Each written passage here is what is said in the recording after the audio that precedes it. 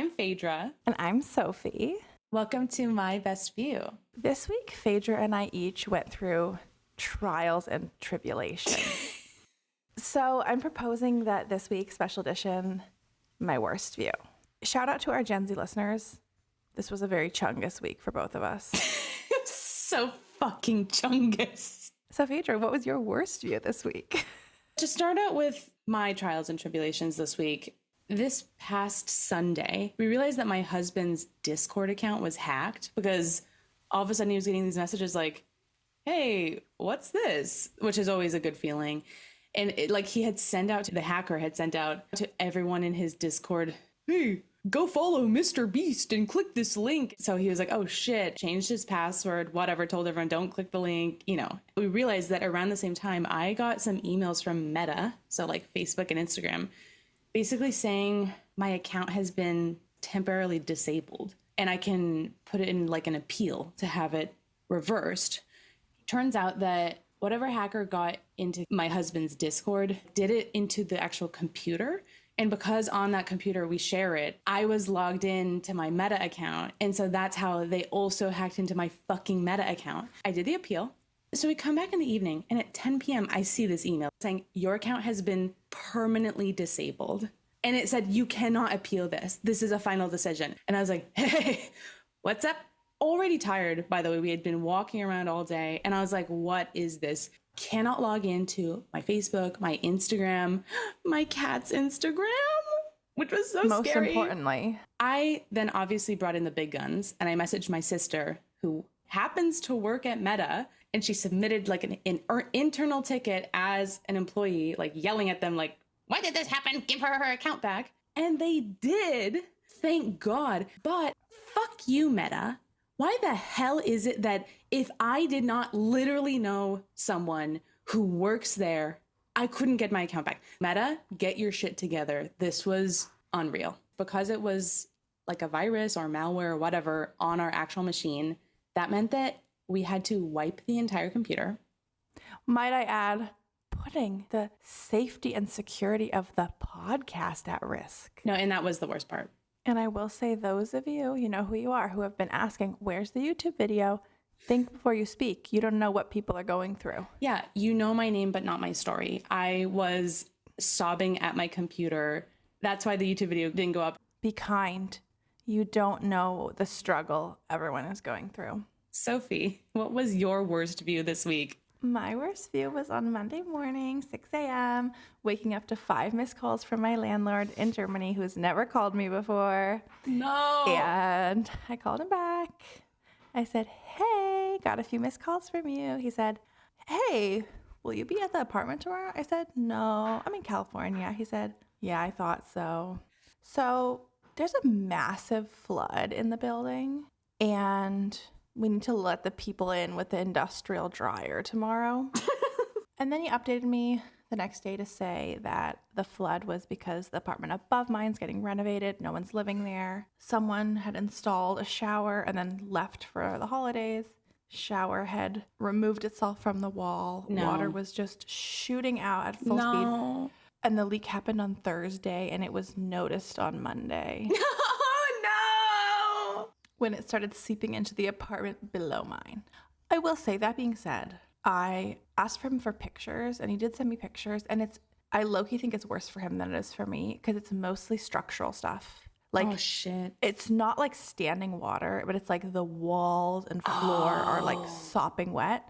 So I think like most of my belongings are probably okay. I mean, I'm sure like mildewy, probably my books are not going to survive, but like I was thinking like everything I own is like covered in water. I think it's more of a situation of like went through the walls almost. Went through the walls and floor. Thank God. Holy shit. Because I'm picturing like dead ass 4 feet of water. Yeah. I thought rainforest, dripping from above, but it didn't look like that. So. Oh, Sophie, I cannot imagine how stressful this has been for you. Now the like super in our building has also been given my key. Mm-hmm. What happened to German privacy? Everyone has my key now. Terrible. So she has to go in every day to clean the water collector super device. I love that. Only in Germany. It's pretty progressive over there. So, but there were also good things this week. This was a nice week. This was Christmas week. Also, good things happened. An equally good and bad week, at least for me. That's how life goes. Good and bad mixed. What was your best view this week, Phaedra? My best view this week was obviously, as someone who celebrates Christmas, it was sitting around the Christmas tree on Christmas morning and opening all the presents. And every Christmas, I forget that I also get presents.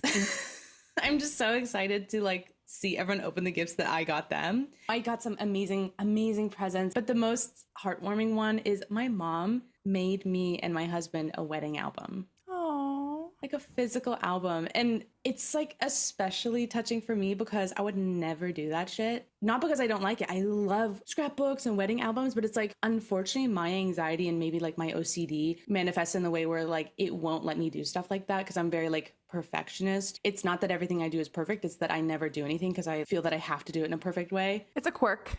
It's my little quirk. But anyway, we were looking at all the photos together and I was like, wait, these look so good.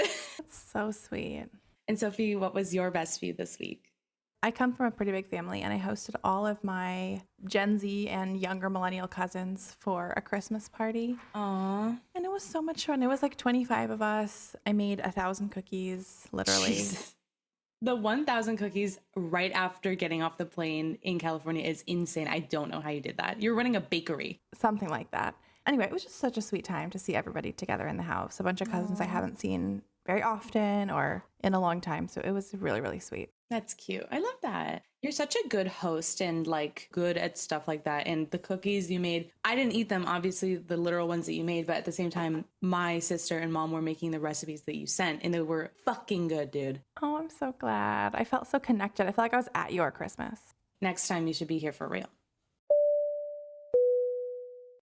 So we start this episode 4 of season 11 of 90 Day Fiancé with Shekinah and Sarper. Thank God. Anytime we start with Shekinah and Sarper or Mark and Mina, I know it's going to be a good one. We start this episode with them and they're vlogging in the airport. They're taking the flight together to the US. Sarper is going to start his 90-day clock once they arrive in LA. They're vlogging in the airport and Shekinah says it's nice because he wasn't detained at all, which that's kind of funny. I was like, what? Because he's Turkish? Also in Turkey. Yeah, I was a little bit confused, but I was like, okay, it is nice.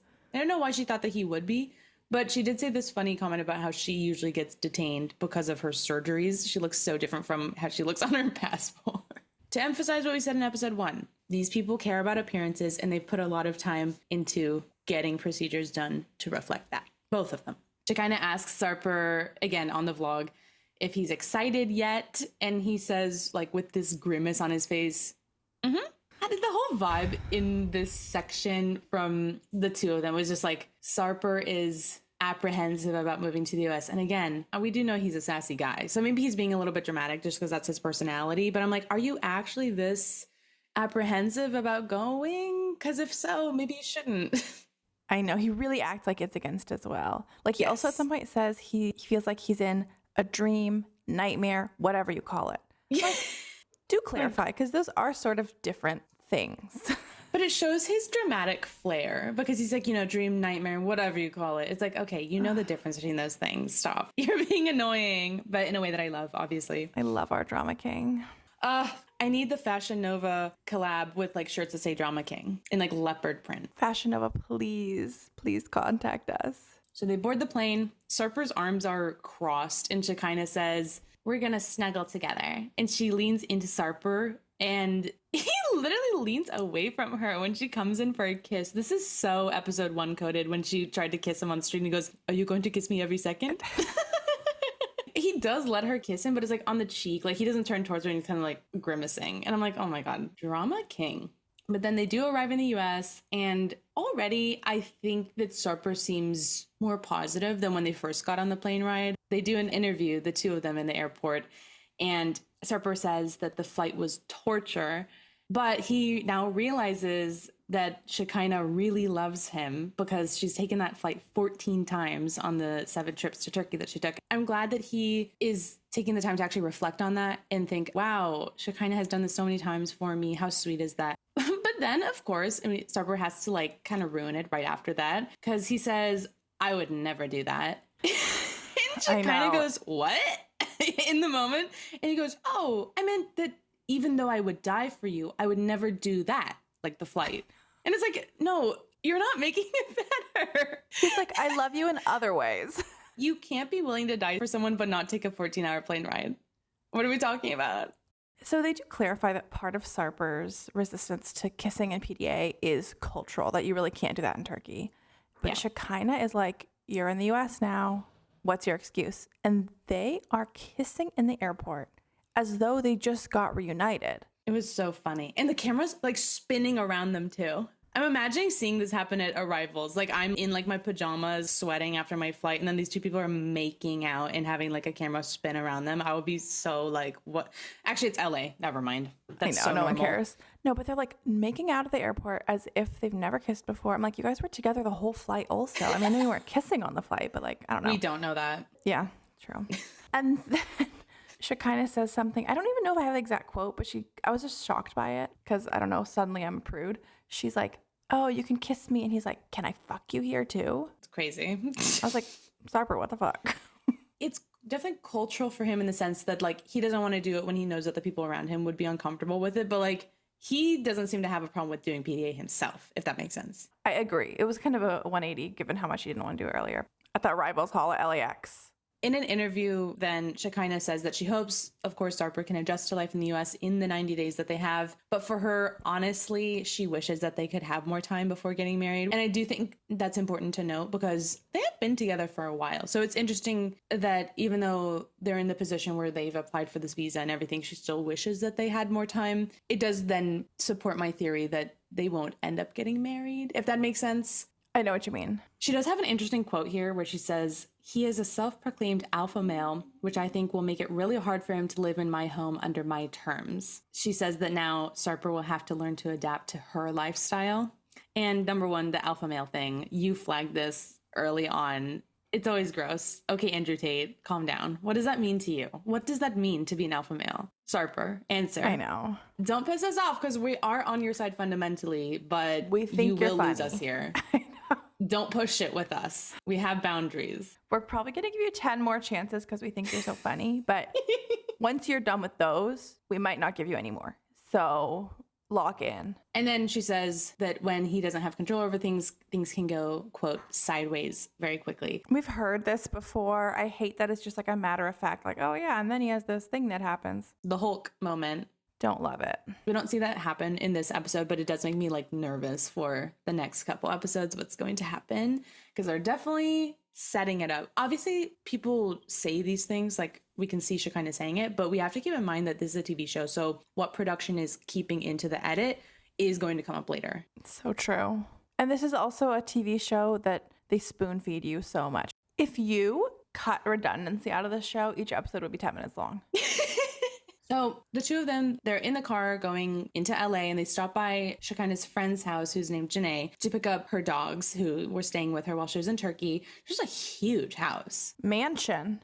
And might I add, the biggest home sweet home sign I've ever seen. On the porch, it was so fugly. And I was really confused like that because I was like, wait, they said that this is her friend's house. Why does it say home sweet home? I thought it was like a welcome sign, like for them. No, that was just the friend's decor. You know what it looked like? It was one of those like pull down signs they have at like a convention. Yeah. That size.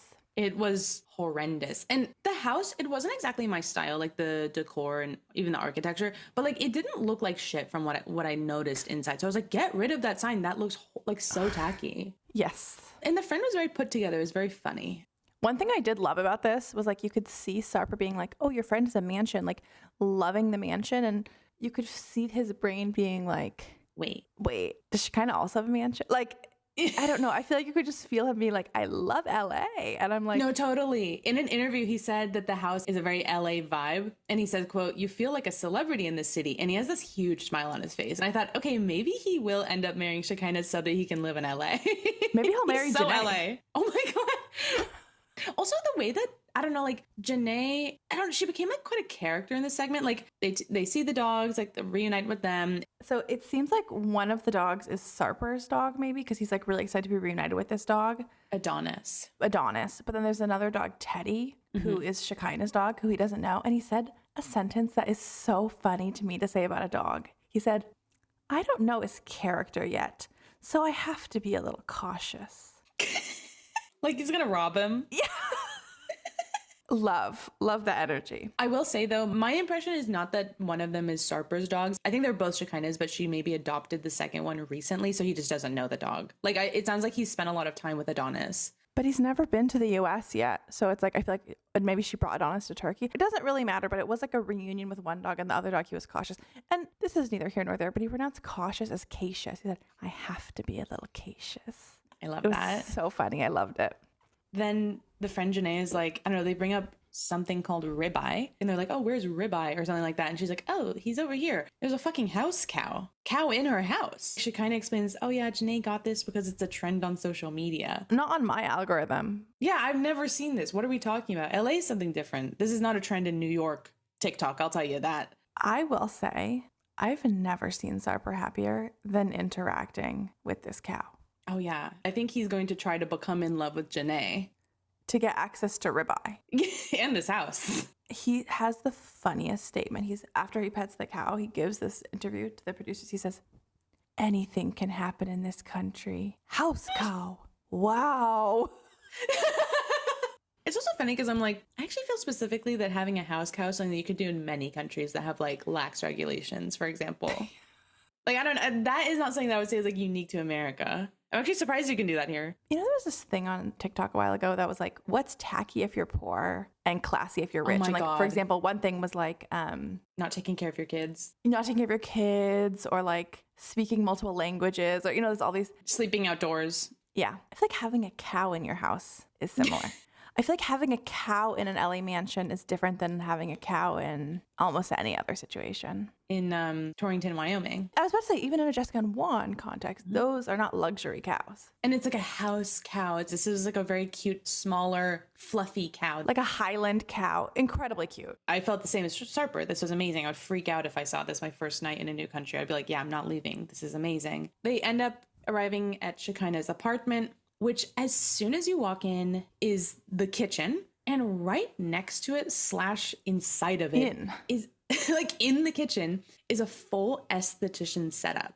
They have med spa. Dead ass. She has the bed, the devices, products, everything for like facials, and I don't know, maybe there's even like a laser hair removal machine. There's probably hundreds of thousands of dollars of devices and setup in this kitchen. I do want to add her floor plan is such that it's like you enter on the ground floor. It looks like pretty much an open concept kitchen living situation.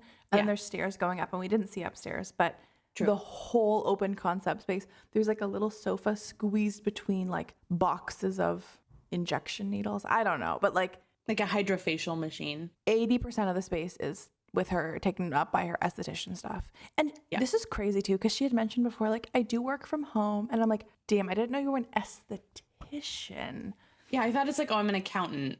I thought she was like having Zoom meetings from home. She says in an interview, like, she's a fully licensed esthetician. She works out of her home, which I know this is a thing. And I'm going to assume that she's doing this perfectly legally, especially if she's showing it on TV and everything. But it was interesting to me specifically that the setup was in the kitchen. I'm like, what do grease gets on like the devices? And I don't know. And then she says that she doesn't cook in here, referring to her kitchen. I'm like, where do you cook then? What do you mean? Are you cooking in the bathroom? What does this mean? And Sarper is like, what? What do you mean? She says she doesn't cook, but the reason she gives is not something that I thought, which is like, oh, like legally I can't cook in here if I have this esthetician set up. She says that it's so that there's no food smell that would bother the clients, which is fair enough. But I feel like you can also eliminate smells. Just open the window, spray or don't have your setup be in your, I don't know. Wouldn't it make more sense to almost have it in your bedroom? The whole thing stressed me out. And I really felt bad for Sarper because like the other thing that she mentioned was he can't be present when she's having treatments, which I was kind of like, why can't he be upstairs? And do you think there's no door? Maybe just upstairs. It might be like a lofted area upstairs. I wonder. She said, well, my clients are all women or almost all women. And I don't want you hearing them. Like they feel like they're in a private space. They wouldn't be comfortable with like a man eavesdropping, which I get, but I'm like, it's giving Jessica and Juan where I'm like, this is a setup that works for you in your life, but like you need to be realistic about the fact that like this is not normal stuff to just spring on someone. Hey, by the way, you can't be home ever. Also, you cannot ever cook. He said, can I make an egg for breakfast? She's like, no, eggs will stink up the place. Just buy stuff pre-made. Yeah, she said everything you'd want to make, you can buy. I'm like, oh my God, what is your food budget? He has to eat those slimy, pre-boiled, hard-boiled eggs out of a bag. I don't know, scrambled eggs. Yeah, you could go to a diner, but you're going to be paying like 3 or 4 times as much as if you just had an egg. Like, I don't. Also, Turkish culture is like a culture that is also rather food oriented, and I'm sure he wants to cook. And she's kind of gaslighting him. She's like, it's not a big deal. I'm sorry. I think not having a functional kitchen is actually a big deal. And he says, he's like, it's basically like a hotel room, except a hotel will be bigger. Yes. And he actually ate with that because it's true. He did. It was funny because before they got there, she was talking about how her apartment is so much smaller than Sarper's, and that's going to be an issue. And I'm thinking, Shekinah, it's not the fact that it's smaller. It's the fact that you can't use the kitchen. It's the fact that it's a fucking med spa. Yeah, there's not actually a home that's an office. That's crazy. You know, also, it's so funny to me because she's spending all this money to maintain her appearance, go on trips to Turkey. You know, I don't have her bank statements, but she doesn't appear to me that she's living particularly frugally. She's also spending all this money on just eating out. I mean, even just that, we could take out everything else. Spending all this money on eating out. And I'm thinking, but surely with the money that, honest to God, you are spending on just your food, you could probably rent even a small closet-sized space. One bedroom that has a door. Or what I'm saying is you should rent a space to do your professional job and then just keep your house. Like, your house seems perfectly fine. The problem is, why are you doing your work out of there? That's insane. It's not working. Or okay, fine, get a place with another bedroom. Literally a room with a door Sarper can go in. Crazy. A singular door. What is up with these people indoors? No one has a door. I'm starting a GoFundMe to buy everyone a door on this show. For real. This is where we end their segment. Sarper is very frustrated that she didn't tell him any of this earlier and says it's unfair in an interview with the producers. And he's totally right. I would be very annoyed if I were him. Like, he already is so apprehensive about moving to the US, which, I'm wondering, well, why are you doing it then? You do have free will. But she is making it so much worse. I really understand his apprehension. Why is she hiding this stuff from him, essentially? This is crazy. It's so Jessica and Juan coded. Because he also said, it looked different in the pictures. And I'm like, yeah, she just, didn't photograph the huge chair in the middle of the room. She used AI to take out the esthetician stuff. She's like, look at me cooking. It's so crazy. Like, you can't even reheat stuff in the microwave, probably, because that's going to have food smell. It's insane. This poor man's going to just be eating, Ritz crackers. Oh, my God. I, honest to God, wonder if part of the criteria to get on the show is you have to have something that you're hiding from the person who's going to arrive in the US, Because that's a common thread. Sure seems like it. This with the esthetician setup, Jessica and Juan with the door and the lack of full bath. And much more that we'll see in this episode. No spoilers. Oh, yeah. Now we have Stevi and Mahdi. They're driving to meet, finally, Perry. Our problematic king. It was very fascinating seeing the dynamic of the 3 of them together. For anyone who forgets, Perry is Stevi's dad, who appeared quite conservative the first time we saw him in episode 1. He's the one who said, is he going to make you wear jihad about Mahdi? Yes. We cut to an interview with both Stevi and Mahdi in it. Stevi says that she's nervous, but she hopes things will go well in spite of the fact that she didn't tell her dad until the last minute about Mahdi, let alone that he was coming to the US and they're going to get married within 90 days. I mean, she really did set up both Perry and Mahdi to have a bad relationship. Stevi is totally bungling this whole thing so far. Mahdi looks traumatized. His eyes are so sad and angry at once. He's going through it. You can really tell. I mean, what you said is right, but he also does always kind of have that expression on his face. He looks a bit shell-shocked. I think he is going through it emotionally, but I also do wonder if that's just kind of how he looks. He always is kind of somewhere else in his eyes. It's possible. It is possible. Maybe he's just low affect. I don't know. So they arrive at what appears to be Perry's house, but specifically we are shown a little scene on the front yard. There's a campfire set up with 3 people sat there. Perry's girlfriend, Wendy, and Mahdi's brother, Anthony. Stevi's brother, Anthony. Oh my God. Surprise from Iran. Maddie's brother's here just chilling with Perry and his girlfriend. Famously Iranian name, Anthony. In this episode, we do meet Perry's girlfriend. I'm sorry. Wendy looks like Perry in a wig. They look identical. Wait, I did not even notice I'm gonna make sure to put a picture on the Instagram. People can weigh in. I swear to God. You know that thing siblings are dating? That's them. Yes. They look the exact same. That's crazy. Doppelbanger. That's the term for that, by the way. Oh my God, Perry is a doppelbanger confirmed. Ew. Do you think that's his sister? They are in the South. Anyway. This is such a side note, but Perry is wearing a sweater that says P27 on it. And I said, I don't know what that is, but it's probably something Trump related. Our producer looked it up for me, and apparently this was actually Perry's race car number. Perry raced dirt track race cars from his teens until age 78. Okay, Perry lore. Again, Damn. This was not dropped in the episode, but our producer did some research. Our producer is my mom. And I thought that was actually very interesting to like get to know a bit more about Perry. Also explains why he was doing work on cars in the first episode. I'm like, okay, this is not something totally random. He actually was a racer. He has credentials. So Mahdi and Stevi get out of the car and yell hello across the yard. Stevi immediately says out loud, he's nervous. And Perry says he should be, which, okay, girl. But I was just like, Stevi, chill. I know she's described herself as kind of like awkward and whatever, and that's fine. But Stevi, you have to stop just telling everyone's business. If you say he's nervous, that's not going to help anyone. It's just going to make things uncomfortable and make Mahdi even more nervous if he did hear that. During this, production is playing spooky, ominous music. And they start showing like different, what could be weapons around the yard, like a chainsaw, an axe. And in an interview, Mahdi actually points it out. He says there's axes, saws around, and he says that this, again, reminds him of a horror movie. And also, I do want to add that the front yard, it's not like a manicured front yard. It's like very like woods vibe. It looks like a campground, sort of. Naturalistic. So it's not helping Mahdi's feeling that he's in an American horror movie. And then he says that, kind of like sad quote, he says, and in those movies, it never ends well for guys like me. Yeah. I just really felt for him. Like, that's such a bad feeling to feel meeting your father-in-law. It's like essentially he's going to fucking chainsaw you to death or something. It's not great.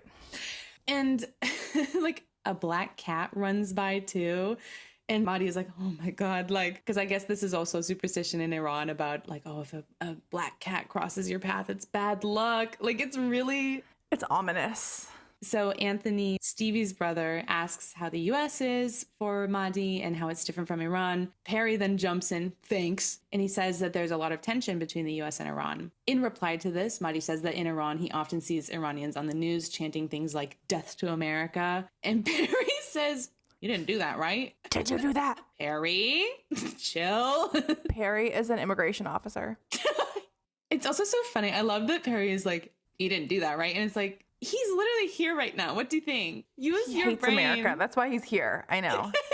And Mahdi says never and laughs at least. I mean, he took it well, but it's such a crazy thing to say. So Perry then says, I know they have a lot of harder standards for women over there. Mahdi agrees with him, saying there are rules for how women can dress and that if you're a woman, your husband has to even give you like signed permission to leave the country. Perry says that that's one of his concerns, the way that Mahdi was raised and if he internalized those beliefs. This is not a direct quote, but that's essentially what he said. You made him sound a lot smarter. Yes. I will appreciate that he got more specific with his concerns. But I do think our point still stands from episode 1. It's like, Perry, I mean, I agree with him, I suppose. I don't agree with the time and necessarily way that he's bringing this up to Mahdi. That feels very inappropriate. I don't think I would ever do something like that. But just looking at what he is saying, I agree with it. That said, Perry, what are you doing for the women's movement? I know. Well, this was like so funny to me. You know, he was raising this concern about women being treated as property, and he like asks Mahdi to clarify his stance. And Mahdi says, women are not property. And Perry goes, yep. And then he immediately says, is anyone hungry? And then he goes to get dinner. It's just, Perry was kind of like interesting to me because, again, I'm probably just giving him too much of the benefit of the doubt. I get tricked all the time. But I want to see the best in him and just anyone on this show. And I'm like, well, yeah, like I think he came across as less negative, and also taking in the fact that literally this is like 2 or 3 days after he even found out that Mahdi exists. I think he's considering that, actually handling it quite well and having like an open mind. The line of questioning was a little crazy, but after Mahdi reassured him that he knows that women aren't property, which is always good to hear, Perry didn't seem standoffish. Honestly, like his actual way he was interacting with Monty seemed like more warm than Lucille to Joan. It's true. No, it's true. So after Perry's like very half-assed interrogation, it's time for food. And I would love to really spend some time discussing the nuances of this food situation. Please. Because I have to say, if there's one American thing I cannot stand, it is people using disposable cups and plates in their own homes. And you know what? Don't fucking bean soup me. I don't want to hear it if you're like, well, my family is 10,000 people. Okay, I don't care. Listen, the vast majority of people do not need to be using plastic cups and plates in the comfort of their own homes. This is 5 people eating a meal. You don't have 5 cups? You have to drink out of red Solo cups? I also don't understand. Is it like they're thinking it's too much money to, like, the water bill, Lucille, to like wash all these plates? Like, it's literally more money to buy the paper plates and not have reusable plates. I think people don't like to wash dishes. I don't know. This is actual laziness. Actually, and okay, I will say I'm like a little bit extreme about my standards for hosting. I have like formal dining wear. You know what I mean? I'm that Love kind of it. person. But you're meeting someone for the first time and you're serving them food out of like tin foil and Solo cups. Come on now. I hate that. Me too. And the food looked really scary to me. It's white person Southern food, which is a totally different ballpark from black person Southern food. Yeah, it was also like poor white, but like segregated from poor black Southern people. So there's not, it didn't look like there was They an couldn't inch of even get seasoning on inspired it. by black people. The mac and cheese had the thing where it's wet and dry at the same time. Ooh. You know what I mean? No, what does it mean? It looked like gloopy, but also like not enough cheese. Like black Southern mac and cheese is like baked with like this layer of cheese on top. It's like very luscious. Yeah. This looked sparse, but also the cheese sauce looked very thin. Like So it was, watery? watery, Okay. but also dry at the same time. Dry mac and cheese is impressive. Like, how can you even do that? It wasn't speaking to me. And then of course they have pork.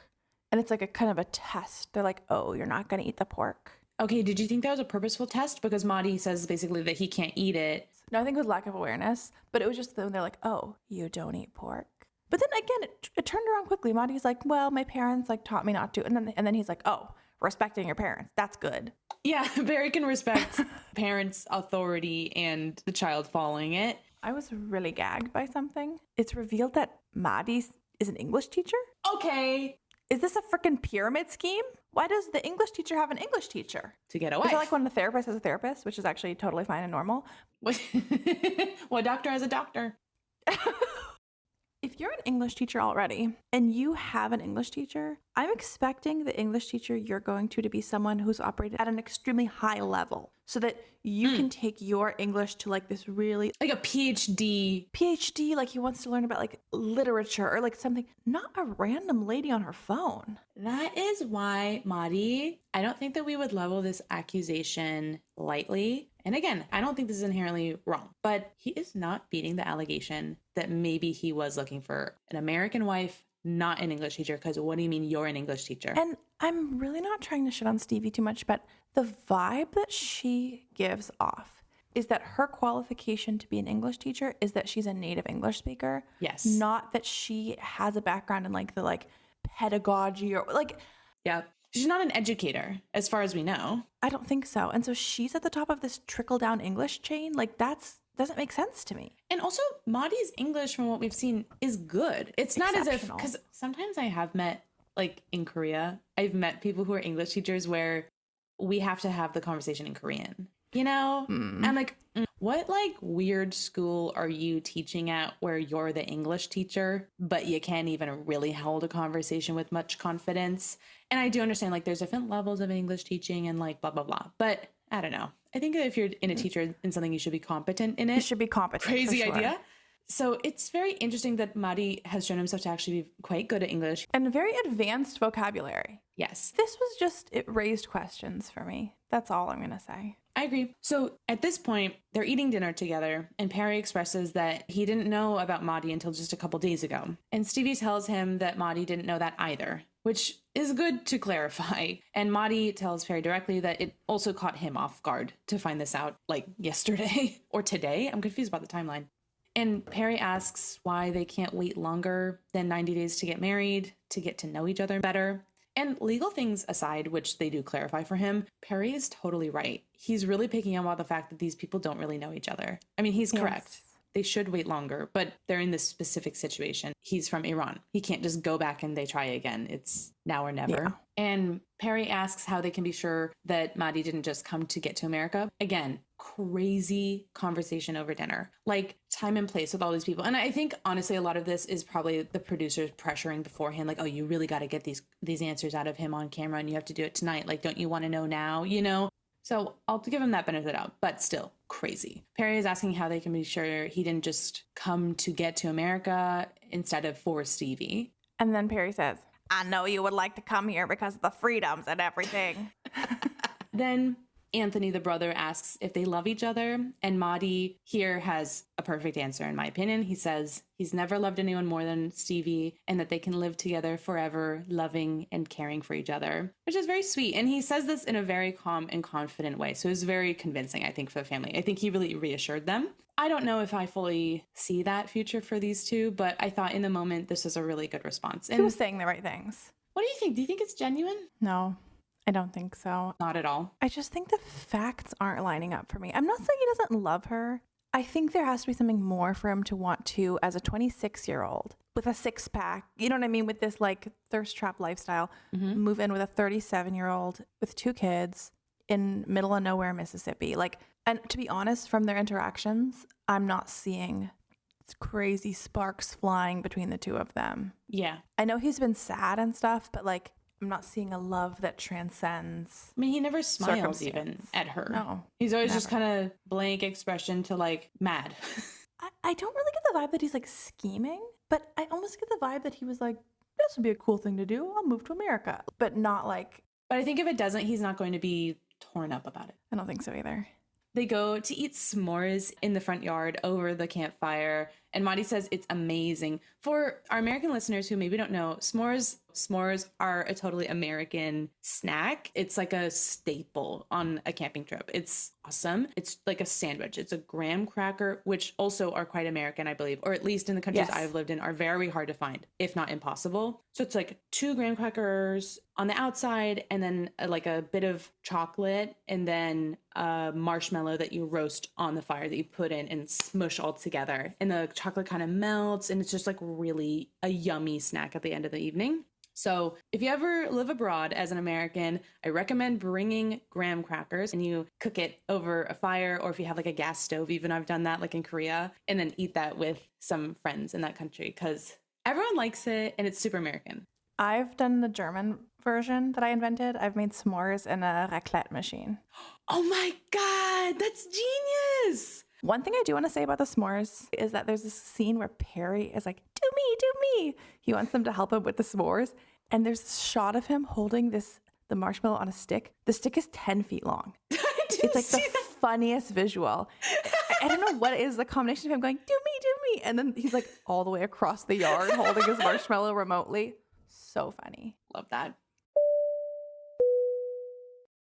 We're with Mark and Mina in New Hampshire, and we're getting in Mark's little tiny airplane, going to a place called Bald Head Island, North Carolina. I will say, Sophie, I did not know this, but our producer was watching it with me, and Bald Head Island is apparently very, very swanky. It's apparently kind of famous. Okay. I didn't know about it. It's like an East Coast thing. Okay, sorry we don't know about that, but apparently we're Californian idiots.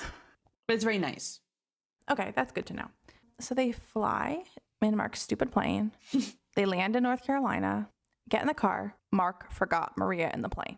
I can't. Maria is in the plane gnawing on her car seat. He's like, and Mina goes, where's Maria? Mark's like, oh yeah, I didn't even notice. I can't. And he said, you left Maria. Hey, you're also the parent. I will say, though, I do think that this was kind of a test by Mina, because Mark was parking the plane and talking to the people who, like, at the airport who were taking it and, like, going to park it, like, officially somewhere. So I was a little bit, I think that this was, I do think in this moment, specifically, it was Mina's responsibility to take Maria out. That said, Mark doesn't do shit ever. So I think she was making a point, like a passive aggressive point. So they're in the car driving to the hotel where Lily's staying, and Mark shares that he's kind of forcing a meeting between Mina and his daughter Jordan, like to confront each other. I don't know. It was such a bad idea. Mark reveals to Mina that he told Jordan all about the private conversation that Mark and Mina had in the jacuzzi. Come on. Mark is triangulating in a way I've never heard of. He's creating new shapes. He is inventing shapes unknown to geometry with the triangles in circles. So obviously Mina is upset because she thought she was having a private conversation with her husband, and he's like relaying it to his daughter. Which is exactly what we said last time. We were like, identified that that's the issue. So it was nice. It was validating to see Mina explicitly call this out. Yeah. And she's like, why do you speak with Jordan about everything? Should she sleep with us too? She ate with that.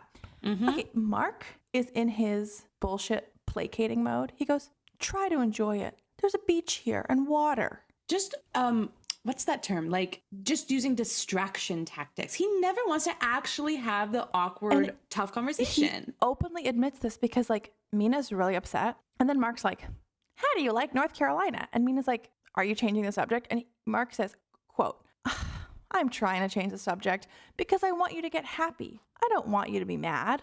He's such a bumbling buffoon. He pisses me off so bad. This man is 58. Like, oh my God, it's actually aggravating me to think about. Like, how does Mahdi, who's like, 26, have better confrontation skills than Mark, who's 58 and has had an entire family before this? I know. What an incompetent loser. When they get to the hotel room, Mark makes a big deal of, let's go look at the view on the balcony. And they go, and it's literally just trees. And he's like, wow, like New Hampshire. What New Hampshire? Said no one ever. What the fuck, dude? Mina is basically like, so I left New Hampshire to come look at more trees. Also, why is he making a big deal about the view on like an island when it's not even an ocean? Not a beach view. I know. I would not draw attention to the fact that you got the shitty view room. So Mark shares that he is scared Mina is going to take her anger out on Jordan. And he says, right now, I'm just trying to keep things light and calm. Like his doing a bad job of mediation, insane. And then Mina says that since Jordan's already mad, she's going to make her madder by dressing sexy. What does that even mean? I don't like know. Highlighting the like gold digger accusation, I guess. But then Mark laughs at this. Why are you laughing at your wife trying to piss off your daughter? That is not funny at all. He's just so people pleasing. Like, it's so annoying. Have a backbone. I know. So they go to the beach where they meet Jordan and her boyfriend Gabe. They're late, by the way, because of Mina. Of course. Yeah. And Jordan's annoyed about that. Sorry. Yes. It's immediately super awkward. And like Jordan says some comment of like, oh, I still can't believe you have a baby. But she thinks Maria is cute. And Maria honestly is so freaking cute. She's my favorite character. So adorable. Yeah. Poor Maria, so Jordan honestly. says Jordan says, I can't believe you have a baby. And Mark says, you only live once. So weird. What is that a response to? What does that mean? He's such oh my God. Then Mark says, not to the producers. This is to the group on the beach. He says, right now there's some issues and tension. Oh my God. And then Jordan says, yeah, this is really awkward. I feel very awkward right now. I was like recoiling from this whole interaction. I was like, I'm feeling awkward too, you guys. You're making it weirder. And then Mina kind of tries to jump in and she says to Jordan, I hope you don't think it's my fault. And Jordan says, kind of. So kind of everyone here, I was like, you guys are all wrong. Not participating in the way that I think you should be. Agreed. There was no true hero in this situation. Everyone was being weird. And even though I understand Jordan's stance, like I actually thought she came off as really mean in this because like in front of Maria and Mina, she's like basically saying you shouldn't have had another kid. This was a mistake. No. And I'm like, with Jordan, as you said, genuinely, I mean, I haven't been through this myself, so I can't say I totally understand. Like, I haven't exactly experienced it, but I really can understand feeling the exact same way that she feels. That said, they already have a baby. It's too late. You do have to keep this to yourself. It's way too late. Yes. And at this point, they have a kid together. What's the problem of them getting married? Isn't that the better thing than just... I know. If they want to be together, you know, like, why would you at this point?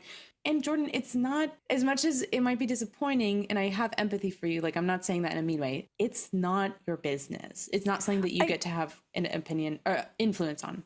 I really would encourage Jordan to try to shift from like a control mode to a radical acceptance mode. Yeah. Really reflecting on the thought process and feelings you're going through, seeing your dad kind of change, seeing his life evolve, seeing you have objectively less significant role in his life. Yeah.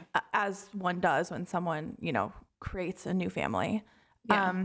I think it's more of like learning to sort of recalibrate that relationship than it is like trying to actually intervene and get things back to where they were, because they're not going to go back to where they were because it's too late. It's too late. Also, sorry, but this is what Mark wanted to do. If it wasn't with Mina, it's going to be with someone else. He already had that super young girlfriend, Jade. Do you think she didn't want to have kids? I mean, maybe she didn't, but she probably did. Like, this is something that was going to happen. It's just happens to be with Mina, and it's Mark's fault. It's his decision. Yeah. So Mina wants to talk to Jordan one-on-one, which I think is like a good idea since Mark is not a helpful mediator. Sure. And also, Mina basically asks... I'm sorry. Also, my memory is that Mina said she kind of had to like jump in and interrupt them going back and forth, Jordan and her dad, to say, hey, I'd like to have a conversation with you alone. So yeah, I agree. I think that was because it wasn't a productive conversation that was happening. And it's really between the two women, I guess. I don't know. So, and I do want to actually circle back to like who it should be between and like everything. Yeah. But in this moment, since Mark is playing mediator horribly between the two, I think it's better if they get rid of the sort of middle man and just, hash it out themselves. Sure. So Mina wants to know why Jordan didn't come to her directly with the issues she had, especially in the context of that first trip to France where Jordan went for Maria's baptism and went to meet Mina's whole family. And she felt like Mina didn't treat them with respect. She didn't make an effort to see them. She came super late to the baptism, etc. So that's especially the thing I think that Mina's like, why didn't you tell me this? Mm-hmm. And Jordan says that they just don't communicate. So there isn't really like a communication pathway for them to have those type of conversations, which I get. I do get that. Yeah. Yeah. And Jordan again says she didn't feel welcomed and included in France. And Mina says that's Mark's fault. And you know what? I agree. Yeah, that's true. Jordan again brings up the baptism glam situation, the fact that Mina was 4 hours late. And one thing that Jordan mentions as well, which I think is important, is like, we were there with your daughter. Maria was there. Yeah, that was weird. I don't know, though. Mina, it is Mark's daughter too, though. So was Mark with them? So I'm like, yes, so I think Mark was was with them. I don't know. Like, yeah, he should be with his daughter. I don't know. So, and then Mina says, well, that's normal for me. So did she mean being 4 hours late because she said, well, that's normal for me. I have an appointment to get my hair and makeup done. But I'm like, yeah, you do the appointment 4 hours earlier than that. Or you have the party start later. People have different relationships with time and lateness. I mean, that's also super cultural. I know. So I could see that just being, 4 so again, hours late is crazy. So again, maybe it's on Mark because Mark, I'm sure, knows that Mina is late. So he should have been the one to tell his family that and say, honestly, you guys can show up like 2 or even 4 hours later. Totally. Yeah, that is on him. And then it cuts to Mark and Gabe, Jordan's boyfriend, alone on the beach. Mark goes, they've been talking a long time. I don't know if that's good or bad. I'm like, Mark, it's bad. Yeah, come on. You know they're not resolving this today. Yeah. And then Mina and Jordan cut back to them and they're talking about, Mina and Mark having more kids, just Jordan really doesn't want them to have more kids. And Mina says she wants another kid in like 2 years. And Jordan's like, well, what if I have a kid in 2 years? I don't want to have kids at the same time as my dad. And Jordan said something which I was like, Jordan, I get where you're coming from, but you do have to stay in your lane. She said she's made it clear to her dad that she isn't comfortable with him having more babies. Yeah, this is where she did lose me because I thought, well, girl, that is not your call. Like, I know. And then Mina kind of has this attitude of like, what do you want me to do about it? And Jordan says that Mina should have picked someone younger if she wanted babies. And I just felt like at this point it's a stretch, you know? Yeah, like Jordan, now you're just pissed and you're trying to like put it all on Mina. And she did at one point, I forget why, but she said something like, oh no, like this in general is like also my dad's fault. It's not just you. But I'm like, okay, but do you actually feel that way? Because I feel that she's even blaming this on Mina when, okay, let's actually think about this from Mina's perspective. She, believing everything that she said, she falls in love with a guy who happens to be 58. She's 35. She wants to have more kids. And why would that not be with the man that she's in love with? So she decides to have a child with him and plans to also have another. He wants more kids. And he said he's down and whatever. And he seems excited about it, even if he's not a very good dad. He is like, he's into the idea of it. So, okay, it's not from her perspective. She did. And from like, she did nothing wrong in that. I truly believe that.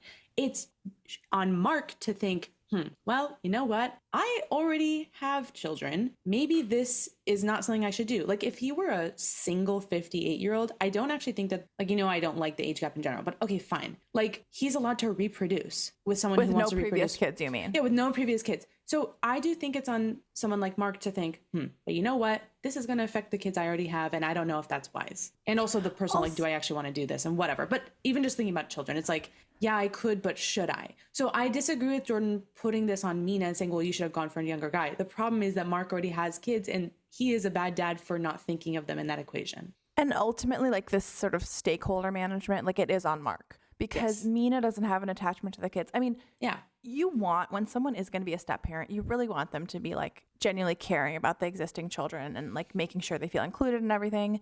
And I do think Mina could do a better job of that. I do think she sometimes has the attitude of like, that was your old life, this is your new life. Yeah. And I think sometimes like stepkids, especially adult stepkids, get lumped in with the like ex-partner.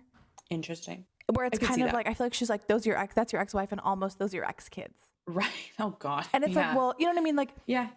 And so I think she could do a better job of really encouraging Mark. It's not that it's her job to tell Mark what to do, but they could create an environment together that is like explicitly inclusive and thoughtful towards the older kids.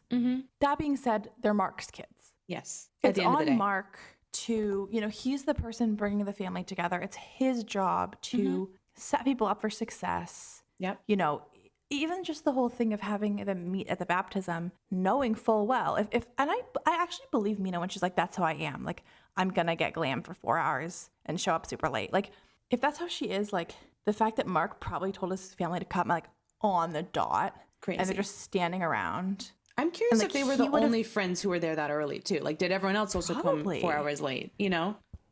I don't know, but it does feel like Mark is really not doing enough. And I think I'm definitely seeing that even though Jordan is acknowledging, at least seemingly, that he also has a role in things, it does seem like it seems like she's more willing to give him the benefit of the doubt, even though, like, Jordan, I'm sorry to tell you, your dad is stupid. Yeah. Like, you need to not good accept at this. He's not going to be able to be what you need him to be. That's it at the end of the day. It's hard to accept, but like if tomorrow there was like a magic thing that happened and Mina and Maria disappeared off the face of the earth, he has demonstrated he's not the kind of father you are hoping that he is to you. And you need to let that go. And I think that's the tougher part. Yeah. And that's the really scary and sad part. Is that's just true whether or not they're in the picture, Mina and Maria. But they are now. So you have to just change your relationship with your dad to protect your own peace. Yes. We don't even necessarily mean this to make their life, like Mark's life, easier. It's to make your life easier, Jordan. Totally. And then this segment ends in a very difficult way. Yes. Jordan pretty much explicitly accuses Mina of being with her dad for his money. Crazy. Like, Jordan, you needed to cool down. I know. Mina says Jordan is a snake to her face. Like, Mina, you are the mother in this situation. Kind of, you need to be taking more of a high road than the daughter. It's just such a wrong response. Everyone is escalating. Everyone is making it worse. Everyone is just like pouring gasoline on that fire. Side note, the earlier Mark did mention that it's like 102 that day or something. It was hot as shit. So I think that's also why this conversation got so... No, at the beach? On the beach. So I also think that's why everyone was running hot, because they literally were overstimulated. Genuinely, I think that really didn't happen. I think if it were a cooler day, or if they fucking went and met at like a restaurant somewhere shady, it would have gone better. Shade. It was like, imagine when you've had an argument in the heat, holy shit, do things escalate. Like this went that actually crazy does partially add because context. of that. Yeah. Damn. And this segment ends with Mina uninviting Jordan to the wedding, or from the wedding, I guess. Like, Mina, this was the worst way this could have gone. For both of them. Like, this, no one is benefiting from this result. Everyone's pissed. I know. I don't think you can repair this in 90 days. And by the way, it's like 65 days at this point. Oh, shit. I mean, having your stepmom say some shit like that to you, I don't think you could ever get over it. That is insanely hurtful. That's shit that you think about 20 years from now. And you're like, yeah, what a cunt. I know. It's a thing where like everyone's on their worst behavior. Like, I can't defend anybody here. Yeah. Even though I can actually understand where everyone is coming from, the execution is so poor. Yes. It's so actually inexcusable. Everyone was super immature. It was really awkward to watch. It was painful. And it's like it was so avoidable. It was so silly. It's just like everyone needs to chill out. Yeah. I'm curious to see where we pick up on this one next week. I do appreciate a good cliffhanger, so we'll see. Yeah. Has there been a single episode where Mark and Mina weren't in it? I don't think so. I don't think so. And God bless. Producers, please always include them in an episode, because you know when you have gold on your hands. Yeah, like, I mean, these two are incredible to watch. I am obsessed with it. Can't wait to see what happens next. Can't get enough. This next one actually made me physically ill. So guess who? It's the throuple. It's the night after the Day of the Dead celebration. They're in the hotel. They're all in bed kissing in this nasty pile of arms and legs and like smooching, and like I want to say two of them are naked. Amani's wearing a t-shirt with clearly nothing underneath because they blur out her butt later. Can you also highlight the first shot, which is a horrible, disturbing image in itself? But it's so interesting to think that this is specifically happening in front of the cameras, which was an opening shot of 6 feet intertwined in bed. It was That's what I'm saying. It was like a horrifying and then we pan sculpture. up and see the kissing. Yeah, it was just, dude. We don't like PDA, and then it was just so. Oh my god, it was horrifying. I felt it was like viscerally. I mean, I was recoiling. For the record, for people who think maybe we're prejudiced, I'm not going to say you're wrong, but I do think I would feel equally as disgusted even if this wasn't the throuple. Like, any of the couples doing this would.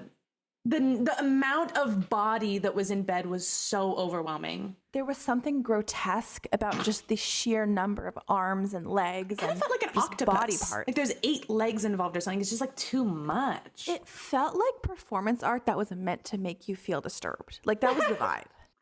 Well, it felt very performative. Because think about it, everyone. It's not that we're just shaming people for doing what they do in bed. They are doing this in front of the cameras. On camera. The camera's not there all night. The camera comes in, they go, oh, hi, good morning. Oh, you want us to get in bed and roll around? Okay, like, why are we doing this? Again, I thought you didn't want us to see this as a sex-first relationship. Crazy. I know. So we do get a reveal from Ani, which is that last night Amani was sick. They don't really clarify what that means, but she was sick, so she wasn't in the mood for sex. Okay, just saying. I'm not officially accusing anyone of anything, but last episode I did flag how I did not feel that people were completely sober the night before. So the fact that Amani got sick, I went, interesting. I don't think she has a cold. I'm just saying. Yes. So she was not in the mood for sex, although they did try to initiate with her. So Ani and Matt had sex while Amani was sleeping, I guess, in the same bed. I was really confused by that, but then later in the episode, it's revealed that Amani didn't know this. And so I thought, oh, maybe, because I was picturing this happening in the same bed. I'm like, no way she wouldn't get woken up by that. So maybe they went to the bathroom. Maybe she's drunk, but maybe she's drunk, like passed out. If you're going to drop stuff like this and you're already forcing us to get horrible images in our brain, like, at least give us the logistical piece so we can sleep at night. Yes, because sneaking off to the bathroom to have sex because one of you, the third one, is sick in bed. Okay, that's, I guess, better. That's better than doing it in the bed next to her. I know. That's kind of disturbing. So we also see Matt's tattoo. Did you see this weird tattoo? He has like his baby. I guess it's his children's footprints on his chest, like 2 baby footprints. 2 baby footprints. Also, did you see on his back? There was a shot of him and I think Ani. They're in bed. It's a shot where he's on top kissing her, like in the bed, and her arms are around his back. And her hands are covering another set of hands that are tattooed on his back. And it was so many hands. Again, so many feet, so many hands. It was just so many limbs going on. It was really quite. And then I saw the baby footprints on his chest. And I was just like, oh my God, him and Amani are definitely going to the same tattoo artist. What is going on with this ink? It really looked, I mean, the art also looked really bad. I'm sorry to say. Bad. It's ugly. It looked really ugly. It was really poorly done. It had the energy of those like lion clock tattoos. Yeah. Anyway, you said something. You said you didn't know whose arms he was or who he was hugging. And I just want to flag, this is also a very siblings or dating situation. I find that Ani and Amani look almost identical. It's really hard to tell them apart, especially if they have heavy makeup on, which they didn't in this scene, but they do later. And I was like, wait, who is who? They were wearing like the same outfit later. It was crazy. Yeah.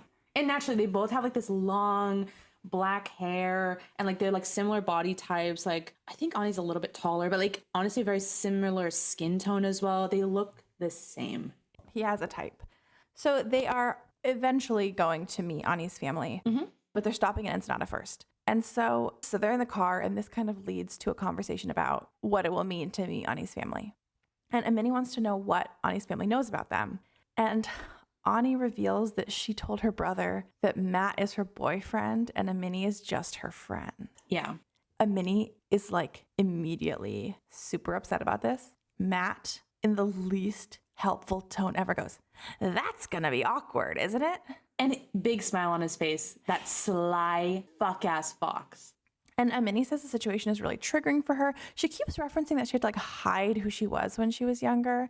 And she doesn't clarify what that means. Maybe it's that she's bi. I'm not sure what she was hiding. I think it's that she's bi because she is from like Tunisia and she's described as quite conservative. And like it's triggering to feel like she has to hide again. Yes. Can I say something? Please. Hey, why are you in a relationship with someone from a very conservative country and also conservative family? Like, you literally live in San Diego. You think you couldn't find a third who comes from a progressive background? I'm not saying you shouldn't date someone who's from a conservative culture. Of course not. But I'm saying if that's a trigger for you, if that's very upsetting for you, maybe don't do that. One pattern on the show is people who act so like resigned to the choices they made. And things just happen to them. I couldn't help it. Yeah, you could. So Amani wants to know if at least Ani's family knows she likes women. And Ani says she thinks they would understand just being with Matt or just being with Amani, but they don't get the threesome. That's the word she used. She also reveals that her family, like, and her dad specifically, is super Catholic. Her dad goes to church every day. I don't think he's going to be okay with you being into women. Sorry. Like, I don't know her dad, but I'm like, yeah, maybe. Although I will say she's already a stripper, so I wonder if her family's like been... Maybe her family doesn't know that? I don't know. I'm curious about that. So again, there's like this tension. And, Ani's saying this, she doesn't know if her family will get it. And then Matt, again, he's interesting. Least helpful person ever. He and Mark. I actually think Mark is more helpful because at least Mark, like... He would get a distraction. He would say, look at the scenery. You guys, look. Looks like New Hampshire. This is so crazy. I'd way rather spend time with Mark than Matt. Matt, something about him feels very devious to me. Like, he really, I'm telling you, he freaks me out. Something about him, I don't want to spread rumors. But you can spread theories. My theory is he's a weirdo. Yeah, well, I believe that. So Ani also says her family is her whole life. So it's like really important to her that this works. Yeah. And then Amani is like, I'm sorry, she's being really a bitch. Like, she's really has this nasty tone and like no kind of willingness to understand where Ani's coming from. I mean, I agree. It is something to spring on someone that my family doesn't actually know about you, but it's also like such a niche situation. I do feel like Ani's trying her best.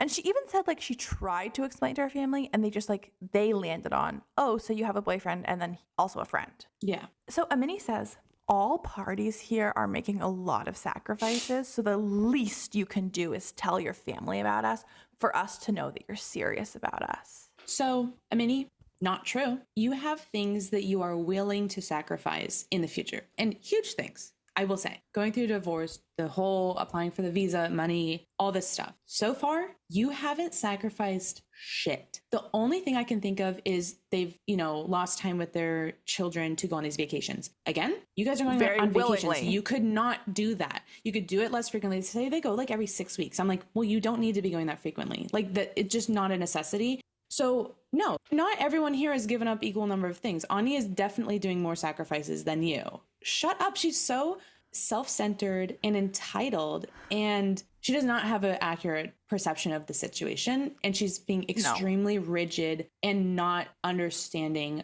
of Ani's different situation, which feels very surprising to me as someone, Amani, being someone also from a conservative culture. How could she be so, It's like, true. a lack It's of a good understanding? point.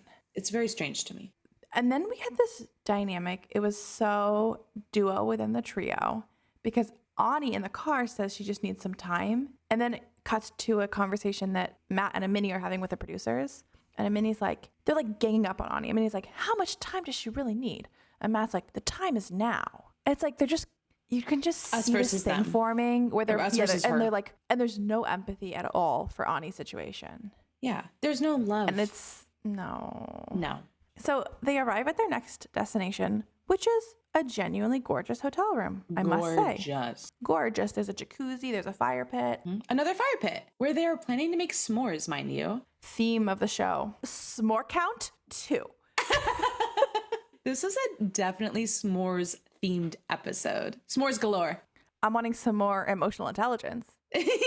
You know, the s'more really does symbolize the throuple relationship, though. You've got the graham cracker, the chocolate, the marshmallow. There's 3 elements here.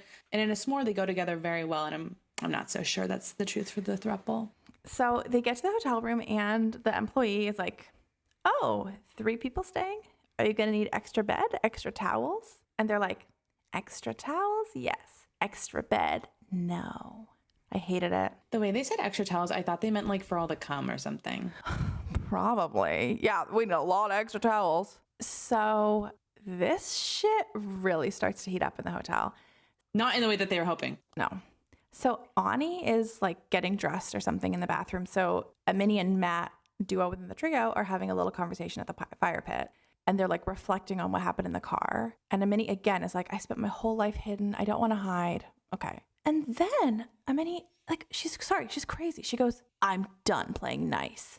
I always try to tiptoe around her feelings. I'm like, damn, tell us how you really feel. Like, that's crazy. You have so much resentment and you don't even live with her yet. That is, like, can you imagine these people handling like school pickup for the kids? They cannot do a collaboration well at all. I know. And then Matt says a sentence. I'm not even going to try to decode what this means because it's like a quadruple negative. When Amani says, I'm done playing nice, Matt says, I wouldn't say don't play not nice. Word salad. I literally Could mean can't anything. imagine. Let's ask ChatGPT what the hell that means. Then Ani enters and they're like, hey, as if they weren't like saying, no more Mr. Nice Guy. And then 1 second later, hey. It literally feels like when you come back to the room at like a sleepover in middle school after you went to the bathroom and everyone's like, Phaedra's back. And you're like, yes. What I missed.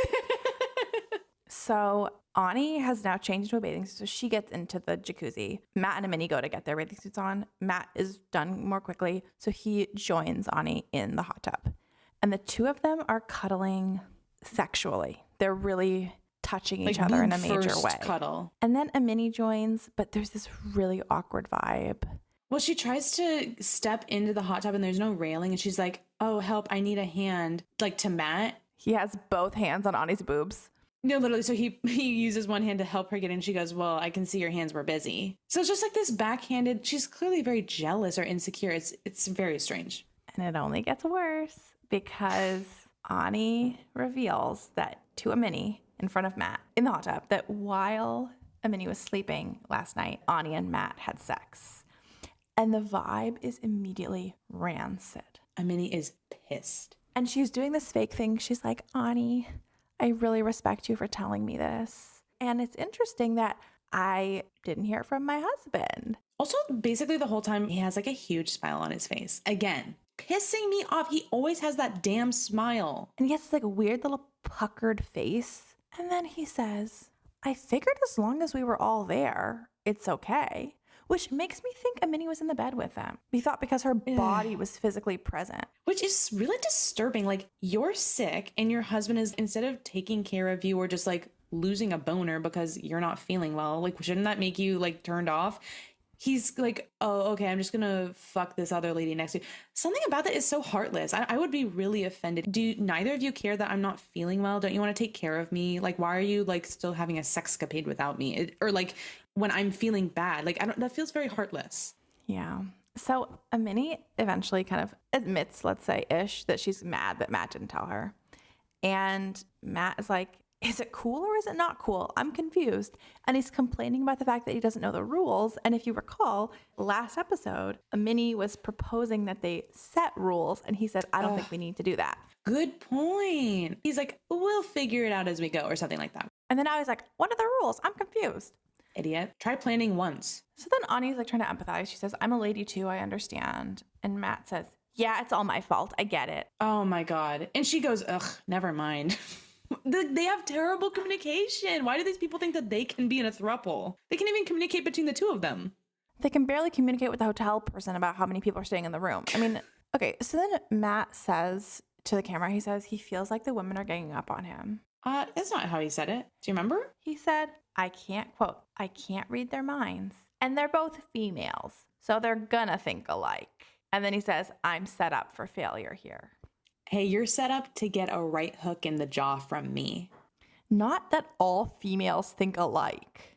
Also, I hate when people say females. Females. And so dehumanizing. And then like, you know, women, they're always yelling at me and they always thinking the same stuff. They're crazy and they're probably on their period. Because he's like, they're going to think alike. So I have to read the mind of not only one woman, but two women. I'm like, okay, but not really. Because if you think that they think the same thing, aren't you just decoding one mind still? Fucking idiot. I thought that too. Like already I get weird vibes from him and I just didn't like him as a person. But I was like, okay, like objectively, maybe he's just my bitch eating crackers, you know? But no, here I was like, oh no, he's like a sexist. He's actually a bad guy. Sucks. He's actually like a piece of shit. So Matt, you're moving up. You know what? You just dethroned Mark in my eyes, personally, because Mark so far in the show has not said some silly ass shit like that about women. It's true. He's been useless, but he's not been sexist in that specific way. It's also like when you give an ugly guy a chance, you know, because these two women, they are very beautiful. They have had some cosmetic work done that I think personally is a little bit unfortunate, but they are very beautiful women naturally. Matt is just a person you'd see at the airport, like just a random person.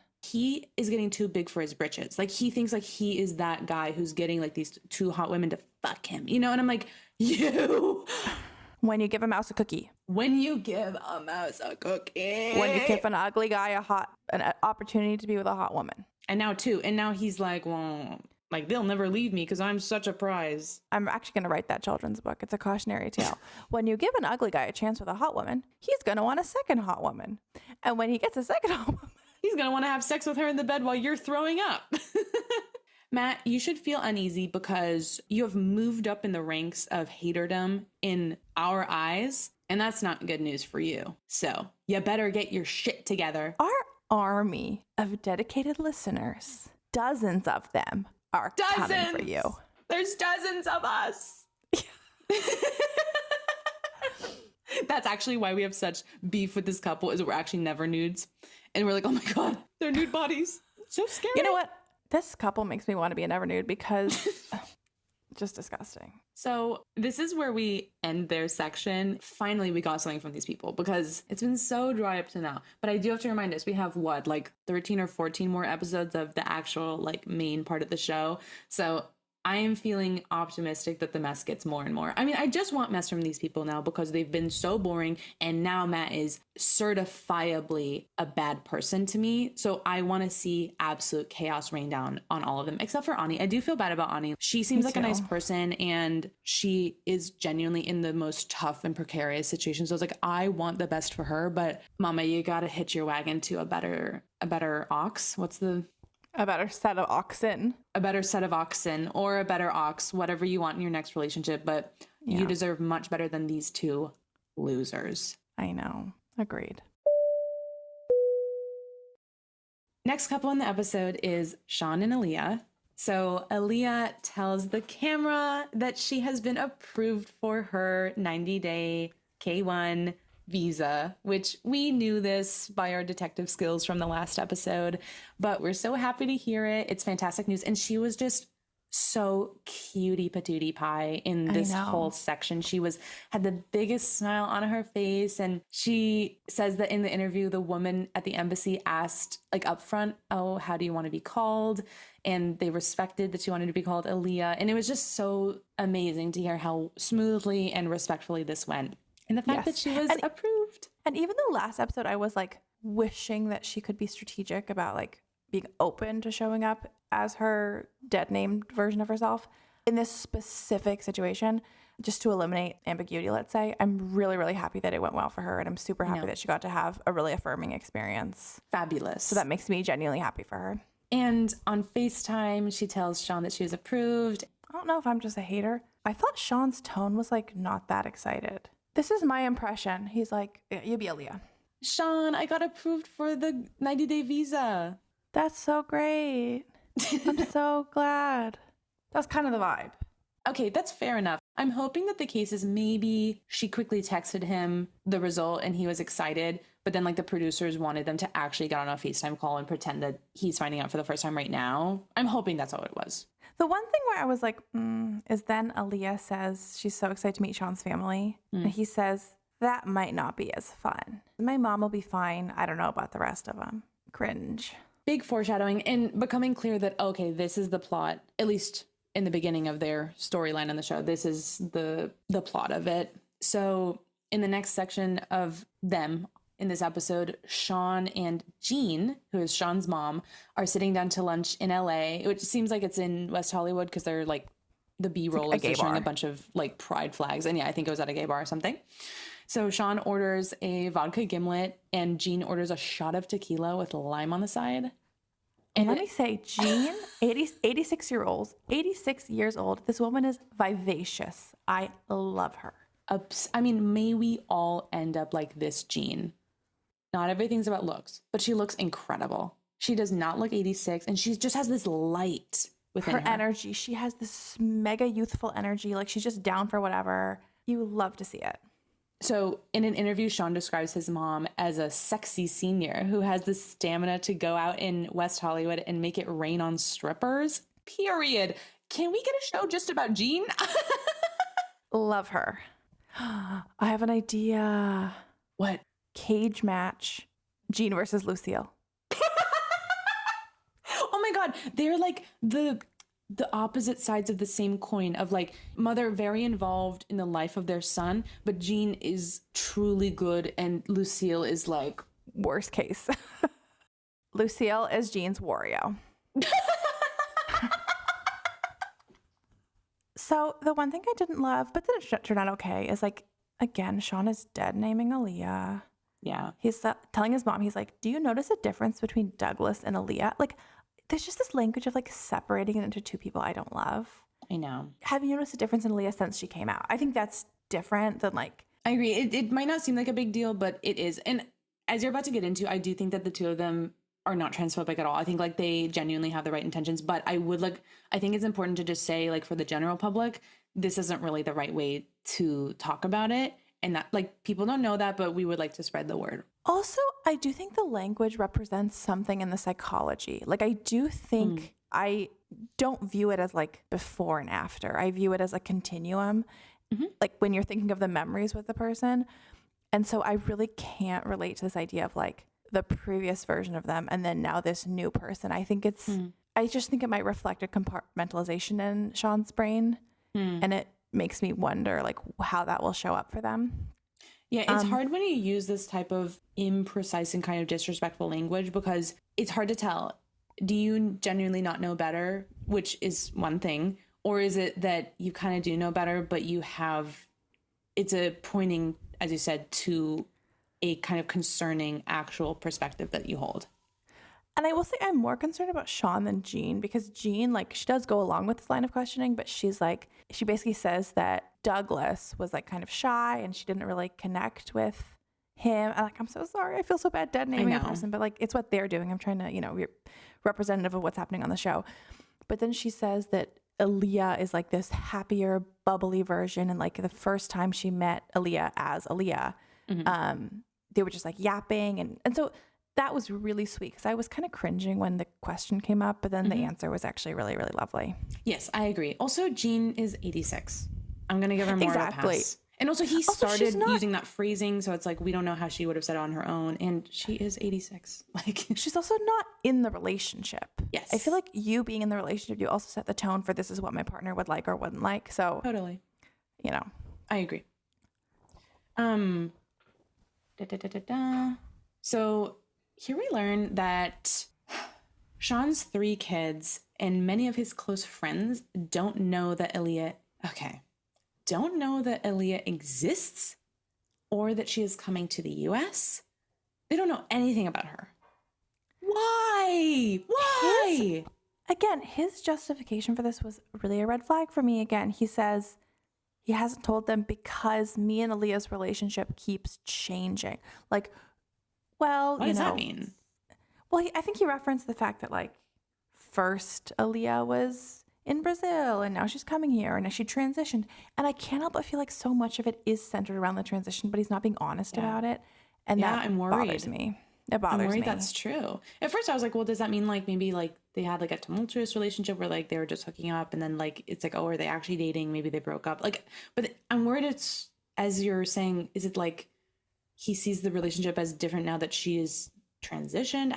It's strange. Or like you view it as too complicated. You live in LA. I think your kids know about trans people. Like in West Hollywood, yeah.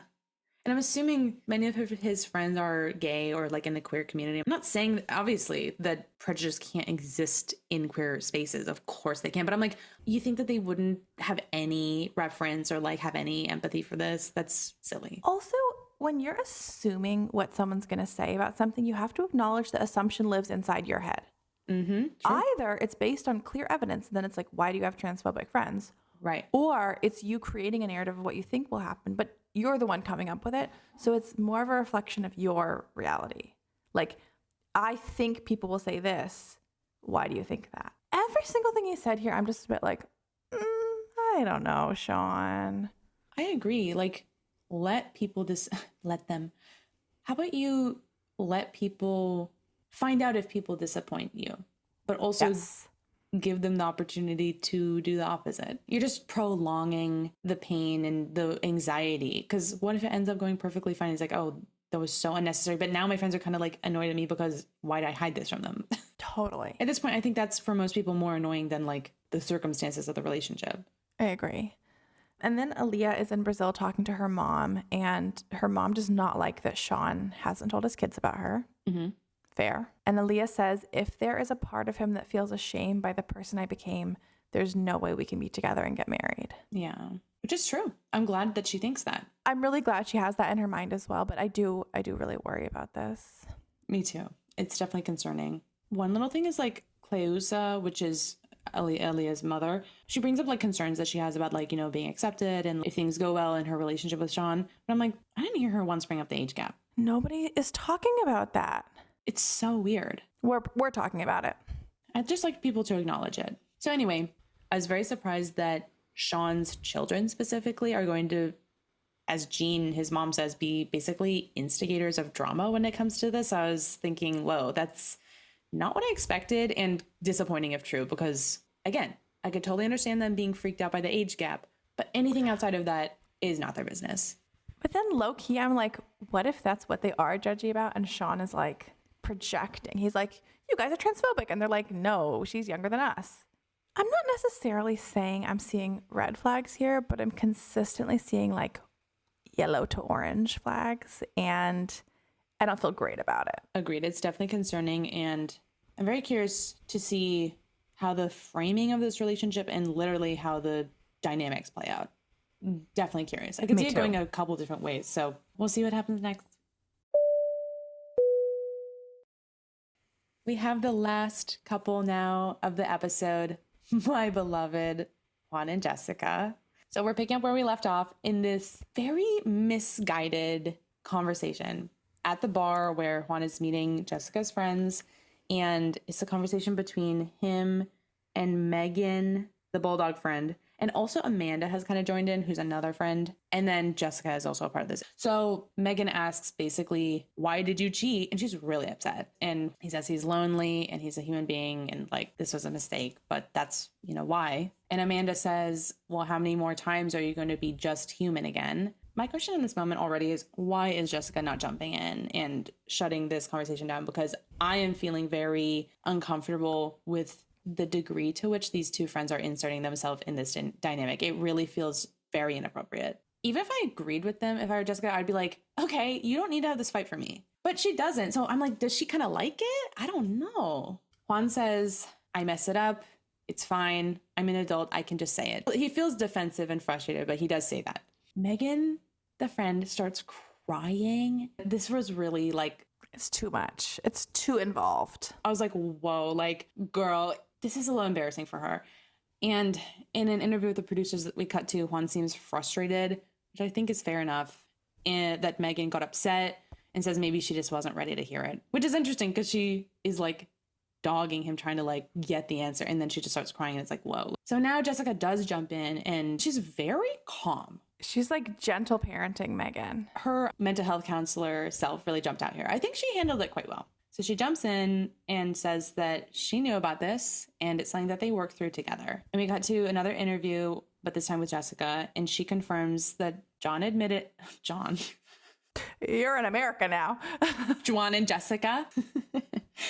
Jessica confirms that Juan admitted it to her. He cried and begged for her to forgive him. So thank God. Bare minimum you should be doing. I'm glad to hear that. She says that essentially she forgave him because it was this unique situation where they were separated physically by like the pandemic and circumstances. And she won't forgive him if he does it again now that they're together. Jessica does say in this interview that in the same time period, she was catching feelings for an ex-boyfriend, but she didn't act on it. So maybe this also was why it was possible for her to forgive Juan, because it's not as if she doesn't understand the temptation. There's one thing that I just wanted to say before we get into the details of what happened, which is that Megan is being crazy here. Like, it's too much. I do feel bad for her. And I kind of do want to go back to this thing we were talking about last time, which is like, it's not fair to go to Megan probably in tears. Oh my God, Juan cheated on me.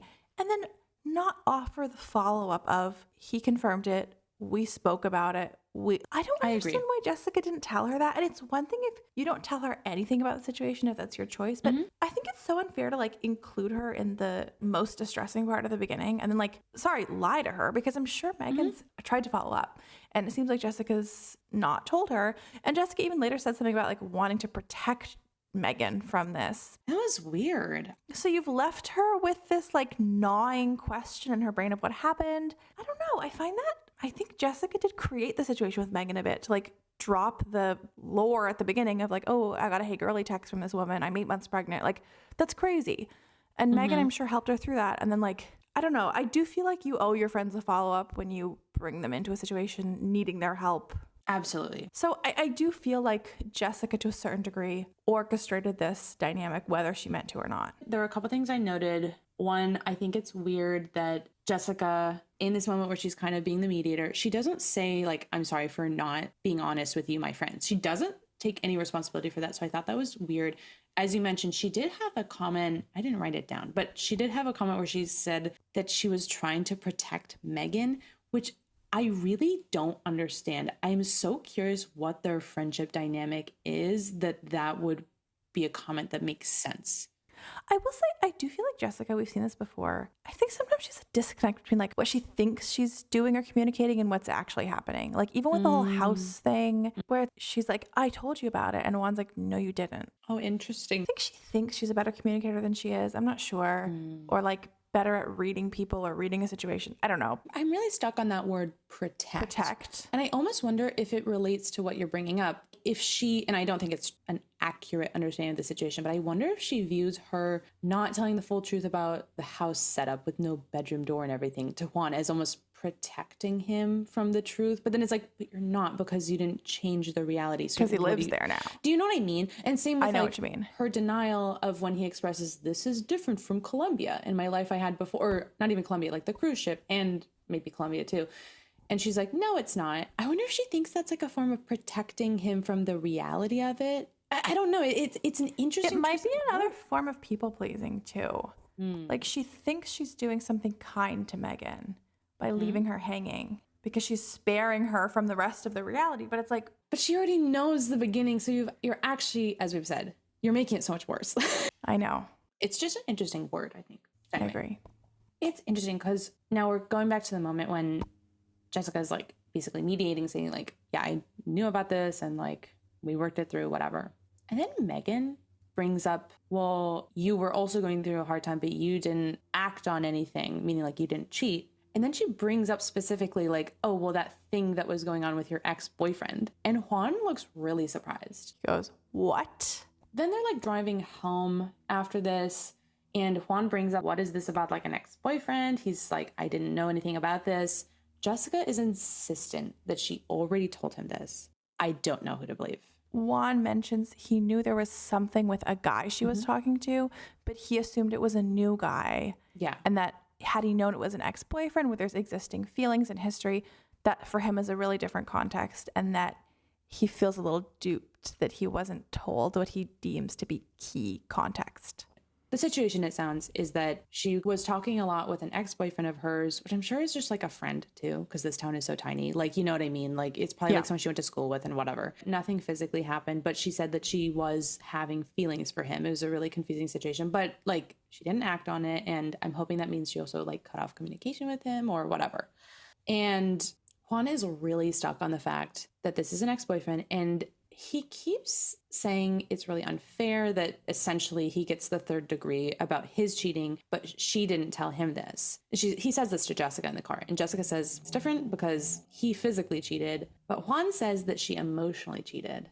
Jessica then insists that she already told him, so she kind of doesn't understand why they're even fighting about this again. Like, they've already worked through it, and he is like, no, you didn't. I don't know what to think of this whole interaction. What do you think? I find it really like, well, I'm like, well, I don't know who's lying or misremembering or whatever. I don't know what the truth is, so I don't even know what to think. This is just messy.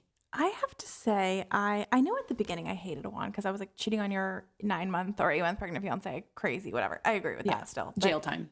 Increasingly, I have beef with Jessica because I don't think she handles things well. She has half truths. And like, I know it's a small thing, but I think the door situation was just a good calibration for how she goes through the world, because why did you lie about that? And why are you acting like this is normal when it's, sorry, in our culture, it's objectively not normal to not have doors in your house. Very weird. And that to me just kind of showed like, if she can't have an honest conversation about something that is objectively not an emotional topic, she could just be like, I'm going to be honest with you. My house is really shitty. I can't afford anything nicer. I'm so sorry about this. I'd love to get us somewhere. Like, that's enough. But to ignore the reality of it in that way and be like, well, you lived on a cruise ship. It's the same thing. That struck me as kind of insane. Yeah. And just because of that, it's sort of now colored the way I view the way she approaches things. And so the fact that she didn't tell her best friend that Juan cheated, but she told her maybe he about did. the text, but didn't follow up. And I totally believe she didn't tell him it was an ex. And I am more inclined, I think, sorry, do you want to finish? Because I'll jump in if that's sure. Okay. I think the kind of crux of this is physical cheating the same as emotional cheating? Because I think that's sort of where they're at, is they're trying to do this like tit for tat. Who did something worse, which isn't really helpful. If you're going to stay together, you need to actually move on. Yeah. But I do tend to agree with Juan that like, I got a little crush on a random guy that I just met versus my feelings reignited for someone who I have been emotionally and physically intimate with in the past. I do think there's a distinction. Or at least I understand his feeling that there is a distinction. I do think that's valid. Yeah. I understand that. I think, and again, like, for the record, I don't necessarily have a super strong opinion on this because I feel like we're lacking a lot of accurate, like, it's just hard to tell what is actually happening. For the sake of having commentary, I'm going to make assumptions. I think two things are going on here.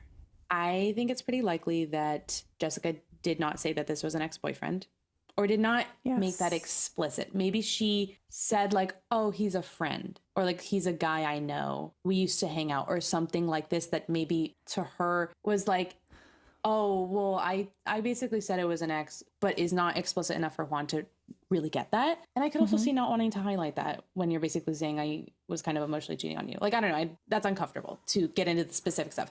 So I think that is probably true. I am more inclined to believe Juan, given the things that Jessica kind of tells half-truths about in general. However, at the same time, it is very clear to me that Juan is trying to diminish his role and trying to make it seem as though they've done equally bad things. I mean, he genuinely was attacked by her friends emotionally.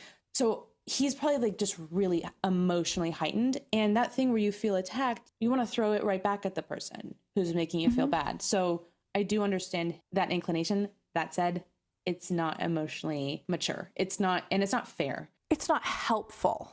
I don't know. I'm also like, I'm not sure the whole emotionally cheating versus physical cheating, which is worse or whatever. I think that's an interesting conversation. I don't actually think that applies here, because as far as we know, Jessica wasn't in love with this guy. But the problem is, because I don't trust Jessica as a reliable narrator, I don't know. And I think the fact that it was a big enough thing that her friends knew about it, it makes me wonder. Because I don't know, if you just like see a guy and you're like a little like, oh, are you telling your friends about that?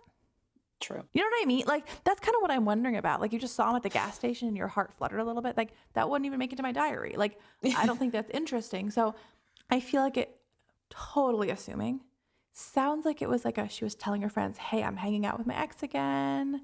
You know, like, I don't know what to do. This is what I'll say in defense of Juan. I think he's in a situation that is very unsettling right now, because everything that's happening is kind of confusing. He's kind of in a situation where it's like, and I don't mean to overstate this, but like, Jessica is gaslighting him left and right. She is telling him not to believe what he's seeing with his own eyes. He goes, this place is different. She says, no, it's the same.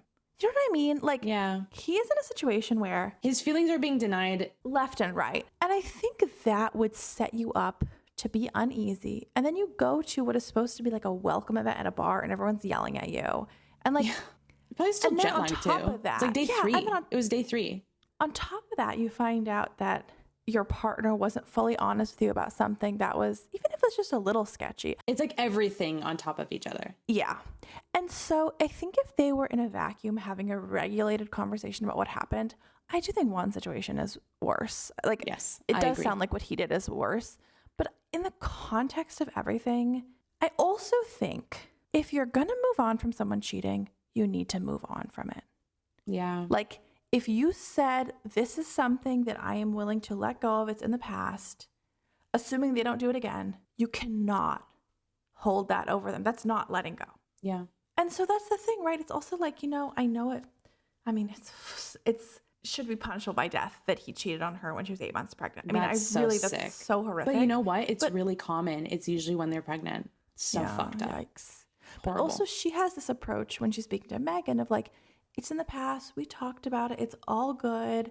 And I'm like, you know, I don't think that's coming through. You're like, is that even true?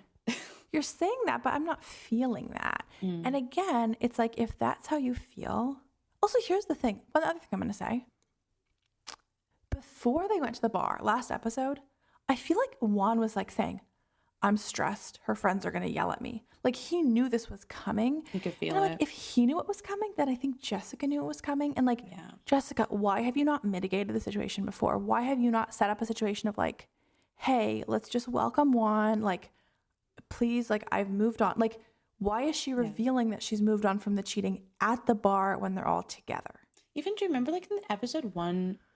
Yeah, what you said is like totally true.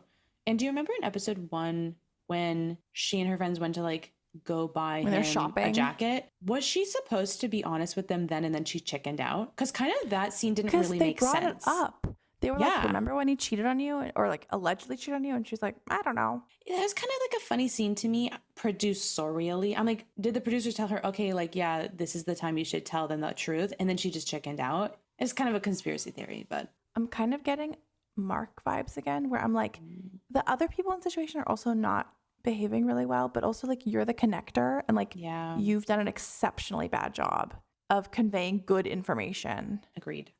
I like feel weird like putting the blame on the person who was cheated on and like the woman. I don't know. But at the same time, specifically with this situation, at one point in this episode, Juan did basically say to Jessica, like, you don't really understand what I'm going through right now. I'm in a new country. Your friends are attacking me. I'm finding out this thing that I don't remember you telling me before. I'm going through something really crazy right now. Please have empathy for what I'm experiencing. It's tough. Like, I see her perspective of like, maybe she really thought that she told him and she's like, well, I don't know why we're having this fight again, but he doesn't remember it, or who knows the reality. But he's basically like, yeah, I don't know. I'm just not feeling good. Even if you say that you love me, it doesn't really fix it. Yeah. I also do think, like, just in general, I already said this, but like, if you're going to move on, you have to move on. If she broke up with him, if she said, you know what, the cheating on me, pregnant is a deal breaker, I'm done with you, we could just leave him as a villain. You know, it could just be like, fuck that guy. I can't believe he did that, and period. And fairly. Yeah. But if you're expecting the people around you to like move on and be like, oh, it's fine, you need to do the same. And I just find it like, I don't know if this is fair to say, but I could see this being a thing where if later something else happens, she's like, oh, so remember when you cheated on me? Like, I don't feel like she's done with the topic. I hope not. I kind of feel the opposite. I feel like she wants to just move on, but now he's like, no, now I'm mad at you about it. You actually cheated on me. I don't know. That was my feeling. Maybe I'm wrong.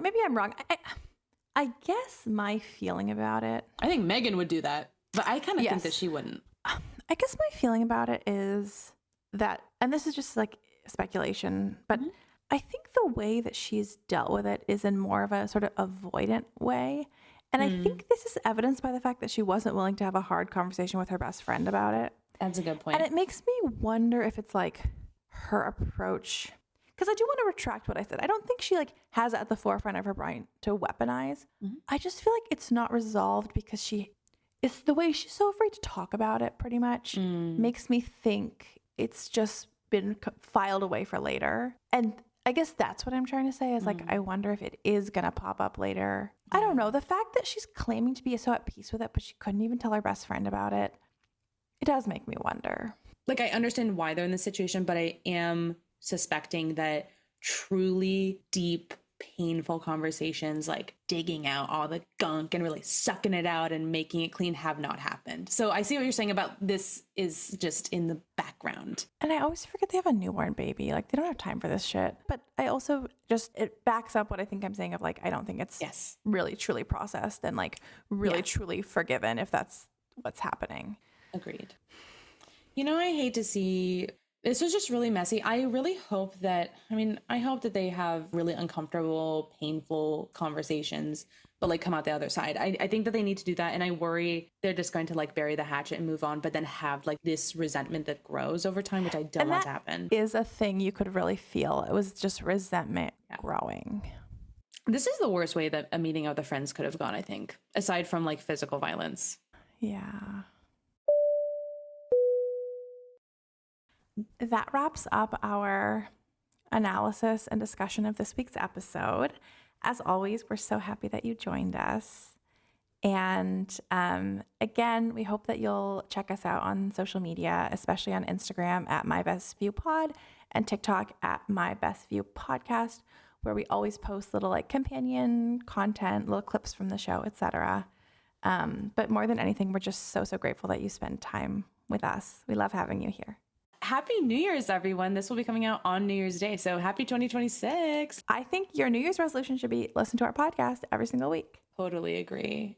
Happy New Year. Bye.